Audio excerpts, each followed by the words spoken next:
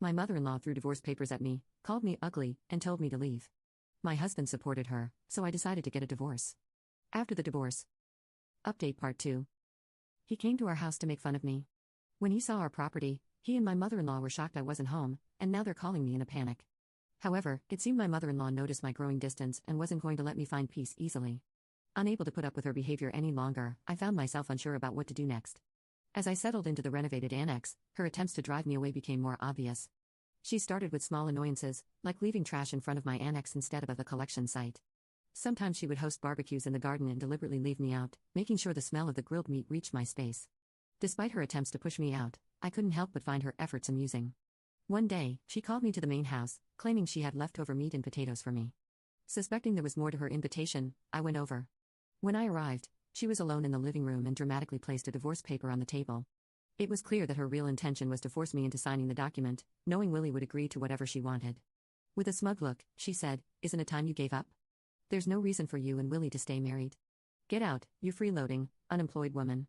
Her audacity shocked me, but it only strengthened my resolve. Thrilled at the chance for freedom, I eagerly grabbed the divorce paper and said, "I'm going to the city court right now." "Thank you so much." My mother-in-law, expecting me to resist, was stunned by my unexpected eagerness. After filing the divorce papers at the city court, I quickly packed my things. I went to inform Willie's mother that the divorce was finalized. I told her I would leave the renovated cabin as it was and that she could do with it as she pleased. My positive attitude about leaving seemed to surprise her, even though she wished me luck as I left. When Willie and his father saw I was really leaving, they were concerned and asked, "Are you going? What will we do without Patricia?" I smiled and thanked them for letting me use the cabin. I explained that since we were now divorced, it was time for me to move on. As I packed up my things, I moved into a luxury apartment I had been planning for some time. Soon after I settled into my new place, my mother-in-law called. She sounded awkward as she began, "Patricia." I cheerfully answered and asked, "What's up? How's everything with the cabin?" She switched to a more serious tone, talking about finances. She mentioned that Willie had told her I was giving his father $5,000 a month. I confirmed this and told her that, despite her earlier belief that I was an unemployed freeloader, I was actually gainfully employed. Her surprise was clear. She had thought I had quit my job. I quickly set the record straight, telling my mother-in-law that I hadn't just left my old job. I had actually become the president of a new company. This company was leading the way in remote work systems, and she seemed both disbelieving and confused. It hit me that Willie, too, seemed unaware of my professional success, showing just how distant we had become, both physically and in how we saw each other. It was clear he never fully embraced his role as a husband since moving in with his parents. Then she asked about my earnings, wondering if my new role had increased my income.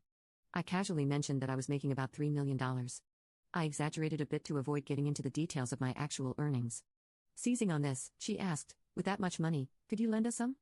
Your father-in-law was laid off and kept it hidden. We've been managing with the $5,000 you've been giving us, but neither Willie nor I knew about his job loss." This explained a previous conversation with my father-in-law where he said it was hard to ask his son for money. I realized now that his earlier comments were likely a tactic to get financial support from me, assuming my new job meant I had a lot of money. This move, though clever, made the financial expectations of Willie's family clear in how they viewed me. At our old company, they cleverly managed to get $5,000 a month from me, claiming it was for shared expenses. I didn't mind much at the time because it let me live peacefully in the quiet cabin. But now, being divorced from Willie, I had no reason to stay connected to his family. When I mentioned this, my mother-in-law urgently begged me, saying, "That's not true. To me and Willie, you're still family. Please come back." I immediately declined, knowing I would only be used again. Returning to Willie offered no advantages. We were now strangers, and it felt awkward for them to still consider me family when they had pushed me away. I'm really enjoying my life on my own now. It feels much like when I was married and mostly living alone, except now I spend money on myself and don't have $5,000 siphoned off every month. I prefer this new life. I ended the call with a firm goodbye, surprised they thought I'd come back. My mother-in-law's plea seemed like a last-ditch effort. Willie's salary wasn't great, and he often avoided responsibilities, saying, "I can't do it," and passing tasks to others. This made him unreliable both personally and professionally. With his father laid off and his mother a housewife, they couldn't keep up with the large house and had to sell it. Now all three of them are living in the cabin I renovated. It's perfect for one person, but likely cramped for three. Since then, I haven't thought much about them. I'm enjoying my life peacefully, relishing the solitude and freedom that come with my new independence.